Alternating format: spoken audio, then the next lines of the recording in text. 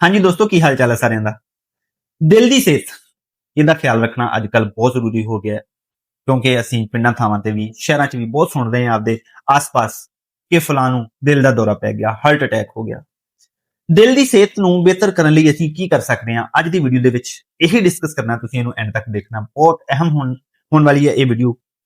ਤੇ ਜ਼ਿੰਦਗੀ ਦਾ ਤੇ ਵੈਸੇ ਤੇ ਕੋਈ ਪਤਾ ਨਹੀਂ ਕਿਹਨੂੰ ਕਦੋਂ ਮੌਤ ਆ ਜਾਣੀ ਹੈ। ਅੱਲਾਹ ਤਾਲਾ ਨੇ ਸਾਨੂੰ ਕਿੰਨੀ ਜ਼ਿੰਦਗੀ ਦਿੱਤੀ ਹੋਈ ਹੈ ਇਹ ਤੇ ਉਹਨੂੰ ਹੀ ਪਤਾ ਹੈ, ਸਾਨੂੰ ਕੋਈ ਪਤਾ ਨਹੀਂ ਹੈਗਾ ਇਸ ਬਾਰੇ। ਲੇਕਿਨ ਅੱਲਾਹ ਤਾਲਾ ਨੇ ਜਿੰਨੀ ਵੀ ਸਾਨੂੰ ਜ਼ਿੰਦਗੀ ਦਿੱਤੀ ਹੈ, ਹੋ ਸਕਦਾ ਮੇਰੀ ਥੋੜੀ ਹੋਵੇ, ਤੁਹਾਡੀ ਜ਼ਿਆਦਾ ਹੋਵੇ, ਜਿੰਨੀ ਵੀ ਜ਼ਿੰਦਗੀ ਅੱਲਾਹ ਤਾਲਾ ਨੇ ਦਿੱਤੀ ਹੈ ਉਹਨੂੰ ਅੱਛੇ ਤਰੀਕੇ ਨਾਲ ਗੁਜ਼ਾਰਨਾ ਇਹ ਤੇ ਸਾਡੇ ਹੱਥ ਵਿੱਚ ਅੱਲਾਹ ਤਾਲਾ ਨੇ ਇਹ ਤੇ ਸਾਨੂੰ ਹੀ ਇਖਤਿਆਰ ਦਿੱਤਾ ਹੈ। ਅਸੀਂ ਉਹਨੂੰ ਪੈ ਕੇ ਗੁਜ਼ਾਰ ਲਈਏ, ਬਹਿ ਕੇ ਗੁਜ਼ਾਰ ਲਈਏ, ਹੱਸ ਕੇ ਗੁਜ਼ਾਰ ਲਈਏ, ਰੋ ਕੇ ਗੁਜ਼ਾਰ ਲਈਏ, ਇਹ ਸਾਡੇ ਹੱਥ ਵਿੱਚ ਹੈ। ਤੇ ਦਿਲ ਦੀ ਸਿਹਤ ਬਿਹਤਰ ਰੱਖਣ ਲਈ ਜਿਹੜੀ ਕਿ ਅੱਜ ਕੱਲ ਪਰੇਸ਼ਾਨ ਕੌਣ ਗੱਲ ਹੋ ਰਹੀ ਹੈ ਕਿ ਹਾਰਟ ਅਟੈਕ ਜਵਾਨ ਬੰਦਿਆਂ ਨੂੰ ਹੋ ਰਿਹਾ ਯਾਰ।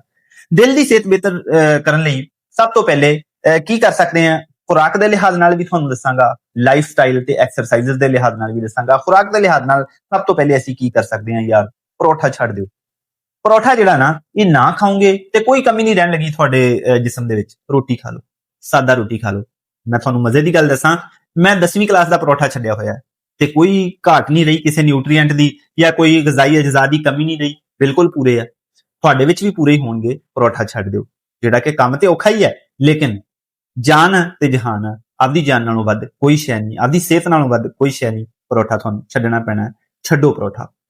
ਠੀਕ ਹੋ ਗਿਆ ਜੀ। ਨੰਬਰ 2 ਚੀਜ਼, ਘਿਓ ਜਿਹੜਾ ਨਾ ਘੱਟ ਤੋਂ ਘੱਟ ਉਮਰ ਦੇ ਲਿਹਾਜ਼ ਨਾਲ ਤੁਸੀਂ ਅਗਰ 40+ ਹਨ ਤੁਸੀਂ ਤੇ ਫਿਰ ਤੇ ਨਾ ਹੀ ਇਸਤੇਮਾਲ ਕਰੋ ਤੇ ਬਿਹਤਰ ਹੈ, ਵਰਨਾ ਜਿੰਨਾ ਘੱਟ ਹੋ ਸਕੇ ਘਿਓ ਦਾ ਇਸਤੇਮਾਲ ਕਰਨਾ ਹੈ। ਦੇਸੀ ਘਿਓ ਹੈ ਜਿਹੜਾ, ਇਹ ਵੀ ਏਜ ਦੇ ਲਿਹਾਜ਼ ਨਾਲ ਹੀ ਮਾਫਕ ਹੁੰਦਾ ਹੈ। ਜਿੰਨਾ ਘੱਟ ਤੋਂ ਘੱਟ ਹੋ ਸਕੇ ਉਹਦਾ ਤੁਸੀਂ ਇਸਤੇਮਾਲ ਕਰਨਾ ਹੈ। ਸਾਲਨ ਦੇ ਵਿੱਚ ਆਇਲਸ ਵਗੈਰਾ ਦਾ ਇਸਤੇਮਾਲ ਕਰ ਲਓ। ਰੋਟੀ ਤੇ ਵੀ ਚਲੋ ਅਗਰ ਕਰਨਾ ਨਹੀਂ ਗੁਜ਼ਾਰਾ ਹੁੰਦਾ ਤੇ ਕਿਸੇ ਆਇਲ ਦਾ ਇਸਤੇਮਾਲ ਕਰ ਲਓ, ਤੁਸੀਂ ਜ਼ੈਤੂਨ ਦਾ ਤੇਲ ਇਸਤੇਮਾਲ ਕਰ ਲਓ, ਸਰਸੋਂ ਦਾ ਤੇਲ ਇਸਤੇਮਾਲ ਕਰ ਲਓ।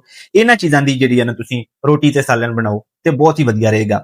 ਫਿਰ ਬਦਾਮ, ਅਖਰੋਟ ਜਿਹੜੇ ਆ, ਇਹ ਨਟਸ ਆ ਜਿਹੜੇ ਕਿ ਇਹ ਤੁਹਾਡੇ ਜਿਸਮ ਚੋਂ ਬੁਰੇ ਕੋਲੇਸਟਰੋਲ ਨੂੰ ਘਟਾਉਂਦੇ ਆ। ਤੁਹਾਨੂੰ ਪਤਾ ਹੈ ਜਿਸਮ ਦੇ ਵਿੱਚ 2 ਤਰ੍ਹਾਂ ਦਾ ਕੋਲੇਸਟਰੋਲ ਹੈ, ਇੱਕ ਅੱਛਾ ਕੋਲੇਸਟਰੋਲ, ਇੱਕ ਬੁਰਾ ਕੋਲੇਸਟਰੋਲ, ਜਿਹੜਾ ਕਿ ਬਿਮਾਰੀਆਂ ਦੀ ਤੇ ਦਿਲ ਦੀ ਬਿਮਾਰੀਆਂ ਦੀ ਖਾਸ ਕਰ ਵਜ੍ਹਾ ਬਣਦਾ ਹੈ।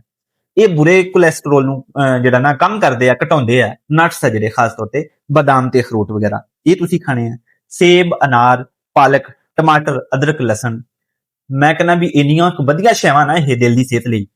ਅਗਰ ਤੁਸੀਂ ਥੋੜਾ ਖਰਚਾ, ਥੋੜਾ ਡੇਲੀ ਦਾ 100, 150, 150 ਇਹਨਾਂ ਚੀਜ਼ਾਂ ਤੇ ਅਗਰ ਕਰਦੇ ਆ ਤੇ ਤੁਹਾਨੂੰ ਬਿਮਾਰੀ ਦੀ ਸੂਰਤ ਦੇ ਵਿੱਚ ਲੱਖਾਂ ਰੁਪਏ ਤੁਹਾਡੇ ਬਚ ਸਕਦੇ ਆ, ਜਿਹੜੇ ਕਿ ਤੁਸੀਂ ਕੱਲ ਨੂੰ ਜਾ ਕੇ ਬਿਮਾਰੀ ਤੇ ਖਰਚ ਕਰਨੇ ਆ ਨਾ, ਉਹੀ ਅੱਜ ਥੋੜੇ ਆਪਦੀ ਸਿਹਤ ਤੇ ਖਰਚ ਕਰ ਲਓ। ਲਸਣ ਦਾ ਇਸਤੇਮਾਲ ਕਰੋ। ਦੂਜੇ ਤੀਜੇ ਦਿਨ ਘਰ ਜਿਹੜਾ ਨਾ ਸਾਲਨ ਬਣਦੀ ਪਈ ਹੋਵੇ, ਛੋਟੀ ਸਿਸਟਰ ਅੰਮੀ ਸਾਲਨ ਬਣਾਉਂਦੀ ਪਈ ਹੋਵੇ ਜਾਂ ਮਿਸਿਸ ਸਾਲਨ ਬਣਾਉਣ ਲੱਗੀ ਹੋਵੇ, ਤੇ ਉਹ ਜਿਹੜਾ ਲਸਣ ਛਿਲਦੀਆਂ ਨਾ, ਇੱਕ ਚੁੱਕ ਕੇ ਖਾ ਲਓ, ਮੂੰਹ ਚ ਪਾ ਕੇ, ਵੈਸੇ ਹੀ ਖਾ ਲਓ, ਚਬਾ ਕੇ ਖਾਓ ਉਹਨੂੰ, ਚਿੱਥ ਕੇ ਖਾਓ, ਤਾਂ ਕਿ ਉਹਦਾ ਅਸਰ ਤੁਹਾਡੇ ਜਿਸਮ ਦੇ ਵਿੱਚ ਜਾਵੇ। ਅਦਰਕ ਕਦੀ ਮਟਰ ਦੇ ਦਾਣੇ ਜਿੰਨਾ ਦੂਜੇ ਤੀਜੇ ਦਿਨ ਲੈ ਕੇ ਜਾਂ ਇੱਕ ਟਾਫੀ ਜਿੰਨਾ ਲੈ ਕੇ ਮੂੰਹ ਚ ਰੱਖ ਕੇ ਚੂਸੋ, ਬਹੁਤ ਜ਼ਿਆਦਾ ਫਾਇਦੇਮੰਦ ਹੈ ਮਿਹਦੇ ਦੀ ਸਿਹਤ ਲਈ ਵੀ, ਦਿਲ ਦੀ ਸਿਹਤ ਲਈ ਵੀ।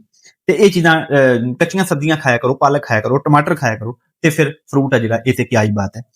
ਅਗਲੀ ਚੀਜ਼, ਨਮਕ ਤੇ ਚੀਨੀ ਦਾ ਇਸਤੇਮਾਲ ਹੈ ਨਾ ਜਿਹੜਾ, ਇਹ ਇੰਨਾ ਕੁ ਇhtiyਾਤ ਨਾਲ ਕਰੋ ਕਿ ਜਿਵੇਂ ਕਿ ਅਸੀਂ ਕੈਮੀਕਲ ਇhtiyਾਤ ਨਾਲ ਇਸਤੇਮਾਲ ਕਰੀਦੇ ਆ, ਦਵਾਈਆਂ ਇhtiyਾਤ ਨਾਲ ਇਸਤੇਮਾਲ ਕਰੀਦੀਆਂ ਨਾ, ਨਮਕ ਤੇ ਚੀਨੀ ਵੀ ਅੱਜ ਕੱਲ ਦੇ ਦੌਰ ਦੇ ਵਿੱਚ ਜਿਹੜਾ ਦੌਰ ਜਿਹਦੇ ਵਿੱਚ ਹਰਕਤ ਬਹੁਤ ਘੱਟ ਹੈ, ਅਸੀਂ ਮੁਸ਼ੱਕਤ ਜਿਸਮ ਨੂੰ ਬਹੁਤ ਘੱਟ ਦਿੰਦੇ ਆ।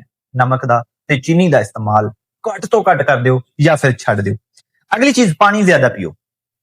ਪਾਣੀ ਜਿਹੜਾ ਸਾਫ਼ ਸੁਥਰਾ ਪਾਣੀ, ਅੱਛਾ ਪਾਣੀ ਜ਼ਿਆਦਾ ਤੋਂ ਜ਼ਿਆਦਾ ਪੀਓ। ਇਹ ਵੀ ਤੁਹਾਡੇ ਦਿਲ ਦੀ ਸਿਹਤ ਤੇ ਬਹੁਤ ਅਸਰਅੰਦਾਜ਼ ਹੁੰਦਾ ਹੈ, ਖੂਨ ਨੂੰ ਪਤਲਾ ਰੱਖਦਾ, ਉਹਦੀ ਰਵਾਨੀ ਨੂੰ ਤੇ ਜਿਹੜਾ ਨਾ ਸਹੀ ਰੱਖਦਾ। ਇਸ ਕਰਕੇ ਇਹ ਵੀ ਦਿਲ ਦੀ ਹੈਲਥ ਦੇ ਵਿੱਚ ਰੋਲ ਪਲੇ ਕਰਦਾ ਹੈ। ਹੁਣ ਆਉਂਦੇ ਆ ਵਰਜ਼ਿਸ਼ ਦੇ ਲਿਹਾਜ਼ ਨਾਲ। ਇਹ ਤਾਂ ਅਸੀਂ ਖੁਰਾਕ ਦੇ ਲਿਹਾਜ਼ ਨਾਲ ਸਾਰੀਆਂ ਚੀਜ਼ਾਂ ਜਿਹੜੀਆਂ ਕਿ ਅਸੀਂ ਕਰ ਸਕਦੇ ਹਾਂ, ਅੱਛੀਆਂ ਚੀਜ਼ਾਂ। ਵਰਜ਼ਿਸ਼ ਦੇ ਲਿਹਾਜ਼ ਨਾਲ ਤੁਸੀਂ ਕੀ ਕਰਨਾ ਜਨਾਬ, ਪਹਿਲੇ ਨੰਬਰ ਤੇ ਵਾਕ ਲਾਜ਼ਮੀ ਕਰਨੀ ਹੈ।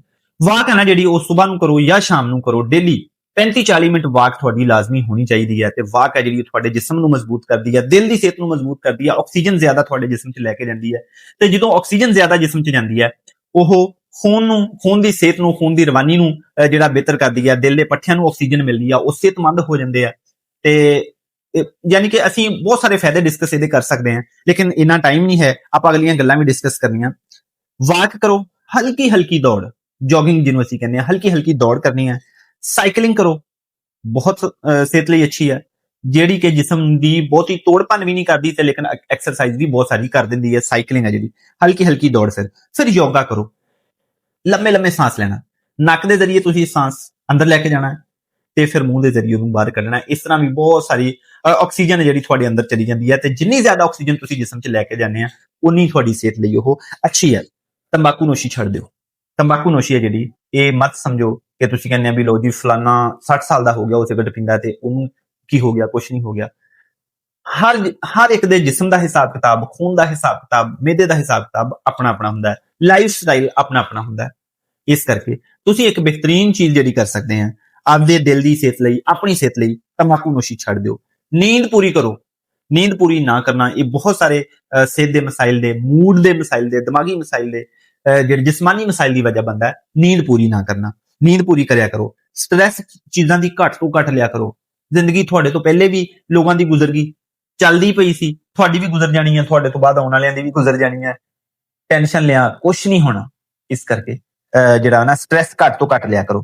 ਵਜ਼ਨ ਨੂੰ ਕੰਟਰੋਲ 'ਚ ਰੱਖੋ ਤੇ ਜ਼ਿਆਦਾ ਬੈਠਣ ਤੋਂ ਪਰਹੇਜ਼ ਕਰੋ।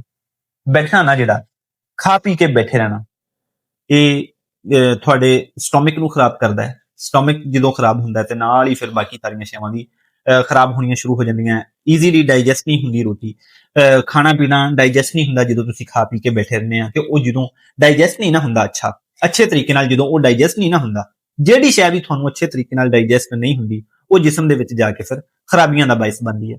ਅੱਲਾਹ ਤਾਲਾ ਤੁਹਾਨੂੰ ਬੜੀ ਸਿਹਤ ਅਤਾ ਫਰਮਾਵੇ, ਖੁਸ਼ੀਆਂ ਅਤਾ ਫਰਮਾਵੇ। ਆਪਣਾ ਖਿਆਲ ਰੱਖਣਾ, ਆਪਣੇ ਘਰ ਵਾਲਿਆਂ ਦਾ ਖਿਆਲ ਰੱਖਣਾ। ਇਹ ਗੱਲਾਂ ਸਿਰਫ ਇਹਨਾਂ ਤੇ ਆਪ ਹੀ ਨਹੀਂ ਅਮਲ ਕਰਨਾ, ਆਪਦੇ ਘਰ ਵਾਲਿਆਂ ਨੂੰ ਵੀ ਕਰਾਉਣਾ। ਮੈਂ ਅੰਮੀ ਜੀ ਨੂੰ ਵਾਕ ਤੇ ਲਾਇਆ ਹੋਇਆ, ਅੰਮੀ ਜੀ ਨੂੰ ਮੈਂ ਅਦਰਕ ਚੂਸਣ ਤੇ, ਲਸਣ ਖਾਣ ਤੇ ਲਾਇਆ ਹੋਇਆ, ਅਦਰਕ ਜ਼ੀਰੇ ਦੇ ਕਾਵੇ ਤੇ ਲਾਇਆ ਹੋਇਆ ਅੰਮੀ ਜੀ ਨੂੰ। ਅੱਬੂ ਜੀ ਨੂੰ ਬਹੁਤ ਸਾਰੀਆਂ ਇਸ ਤਰ੍ਹਾਂ ਦੀਆਂ ਚੀਜ਼ਾਂ ਤੇ ਲਾਇਆ ਹੋਇਆ ਜਿਹੜੀਆਂ ਕਿ ਉਹਨਾਂ ਦੀ ਹੈਲਥ ਦੇ ਮੁਤਾਬਕ ਆ। ਆਪਣਾ ਵੀ ਖਿਆਲ ਰੱਖਣਾ, ਆਪਣੇ ਘਰ ਵਾਲਿਆਂ ਦਾ ਵੀ ਖਿਆਲ ਰੱਖਣਾ। ਅੱਲਾਹ ਤਾਲਾ ਤੁਹਾਨੂੰ ਬਹੁਤ ਸਾਰੀਆਂ ਖੁਸ਼ੀਆਂ ਦੇਵੇ। Wish you all the best. Love you all.